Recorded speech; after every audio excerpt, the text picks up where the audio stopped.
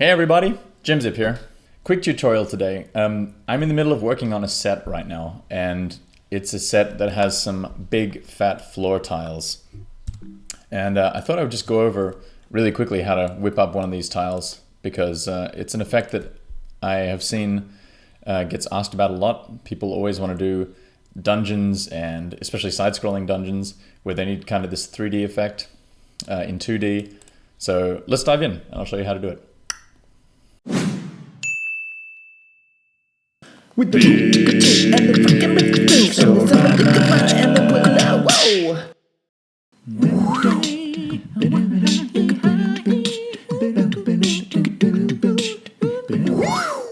So first of all, what you can see here is that we're not going to make the whole set, but what you can see here is that we've got basically three surfaces going on. We've got the back wall, we've got the floor, we've got the front wall. So what we're trying to do is force perspective by putting the back wall, well, at the back and making it a bit darker, making the floor in the middle the focus part. We want the player to know, obviously, where the player can move and cannot move.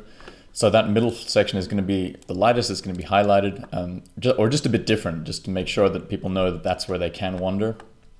And then at the front, we've got another section, which again, as it's on a different angle, has a different brightness level. The light's affecting it in a different way. Anyway, we're not going to get into making the actual whole level at this moment. We're just going to get into making the tiles themselves. So let's go make a new document, and I'm going to make this one. Let's say let's go 100 by 100.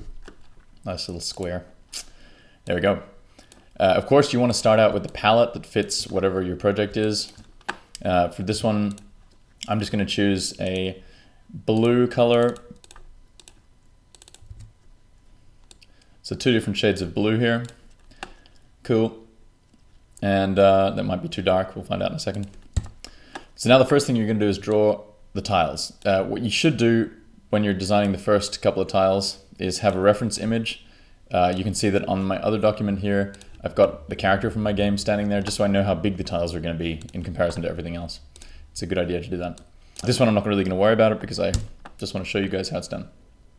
So let's say that we want big, flat, square-ish tiles. I say square. This one looks a bit rectangular, but again, that's to do with the angle that you're looking at. Just remember that you're designing for a surface that's going to be pulling away from the camera. For example, this one, if you were looking at it top down, these tiles would be square, or slightly rectangular, I suppose, but they're more rectangular because we're looking at an angle. So here's our surface. Let's fill it in. And now the front of our tile is going to be a bit darker. I might make it a bit darker. And you're just going to follow,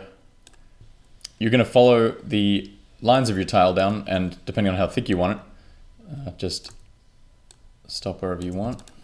Okay, so there's the side of the tile. Already you can see we're getting some sort of dimension here.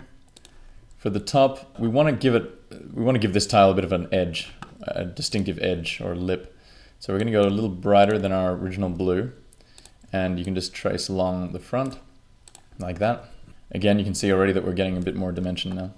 And now the key is basically just to keep making tiles and make them a little distinctive from one another. This one's a little too run-of-the-mill rectangular, it's too regular, so I maybe would split it up a bit. I'd maybe go like that, even bring it back down again. You know, it's up to you now how you shape these tiles. Let's put another one next door. Leave a gap in between them, because we're going to fill that gap in soon. Now we're going to grab it. Actually, we can use that same blue even, and just use that for the grouting in between. Cool. On the top of the tile, well, let's make this one a bit more irregular. I'm going to make this one just 1 pixel up. There we go. This looks a bit different. I'm grabbing this light blue from the edge again. I'm now going to give the tile a bit of an area at the back here. Seems like a strange thing to do. It's kind of a highlight, but what it actually does is give this impression that the tile has some sort of depth on the top, like it's a bit worn away and the light's kind of catching it now. on the back there.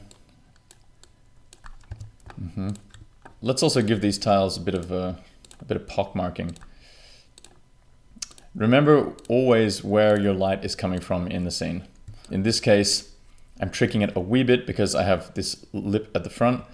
I actually want my light to be coming from the diagonal down this way. So hitting it from kind of this front. So in that case, I'm going to make the light always appear on the other side of that angle. So for example, we have a few pock marks here. Let's take that one there. And just make sure you keep that consistent. Wherever your light is coming from, you know, you got to keep that consistent throughout the object or the scene. Let's make a couple of these a bit bigger. I'm gonna grab one more blue tone. I think I need another blue tone that's in between the dark one and the light one. So let's do that. That's gonna be there we go. Now it just looks like there's a bit of a hole there. In fact, I want a big one over here. Let's do a big hole. This place to look like it's a bit worn down. Let's give a shadow to that little hole there. And on this side, we want our light. Cool. And you can see already how just playing around with those 3 shades gives you the impression that there's actually depth here. If I zoom out a bit. Yeah, it's not looking too bad. Okay, I'm just gonna go and touch up this back bit here. I'm just gonna follow the outline a little bit closer, make it a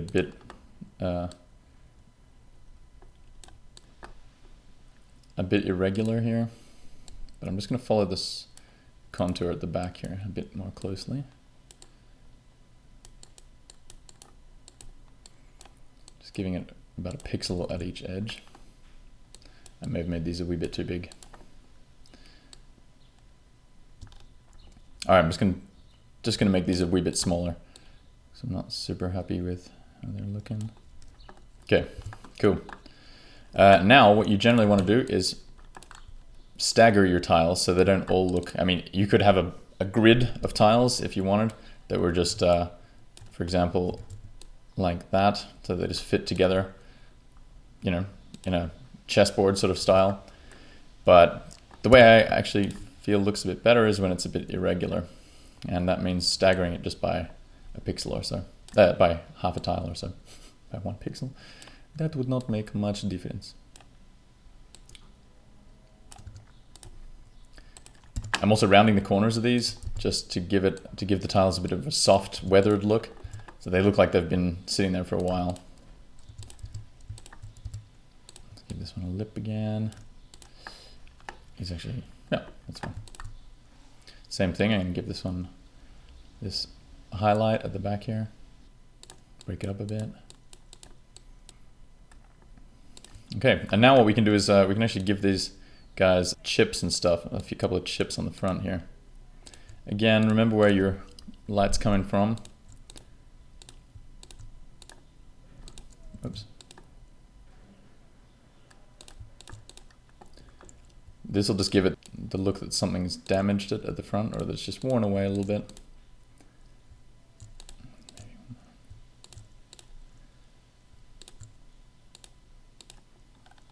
If you zoom out, you can see it a bit better. Now it just looks like there's chips at the front of the tile. Cool. I even want to make this one a bit more irregular. I'm just going to pull in the top like that. Same thing over here, actually. Oops. Cool. Just to make them look a little bit more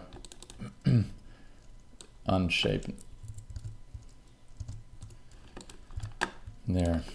And now you just continue the pattern for however many tiles you want. You know, if you want another one here, then off you go, create that one.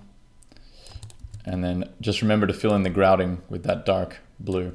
Oops, not like that. And eventually your tiles will come together and to make a big floor. Now this goes for smaller tiles obviously as well. It can go for round tiles. For example, if I was going to do a rounder shaped one, let's just go bam.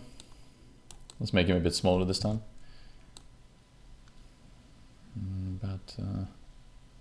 Sure. Yeah. And you can grab your dark blue again.